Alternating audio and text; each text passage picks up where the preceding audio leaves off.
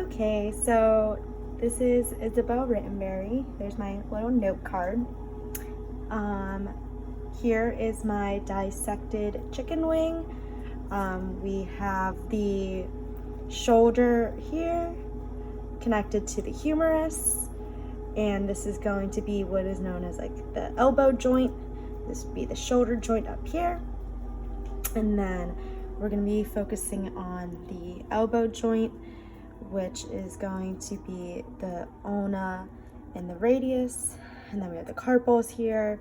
I just couldn't peel the skin back, it was pretty much impossible, but the carpals, the metacarpals, and the phalanges at the very end.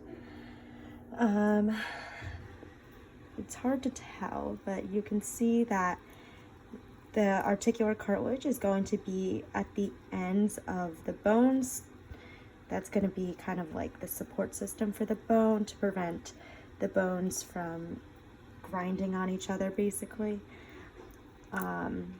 And then there's going to be a synovial membrane, which is going to be lining the outside of the joint. And inside the synovial membrane is going to be enclosed with synovial fluid. And basically that whole joint is going to be the articular capsule. So the biggest point of the synovial membrane and the synovial fluid is so that when you move your elbow,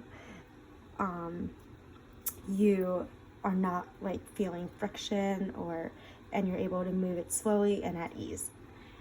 As you age, you can get a pathological condition called rheumatoid arthritis, which is basically where the articular cartilage in particular gets worn down and degraded.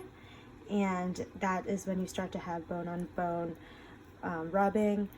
And then when you get older, bone is harder to regenerate. So there's this disease called also osteoporosis, which is very common in older women. And the bone density gets degraded and it doesn't get rejuvenated. So those are some pathological conditions as you age, and that specifically would affect the elbow, and that would be honestly really horrible because you couldn't do pretty much any everyday life without pain. So this is my little dissected chicken. Thank you.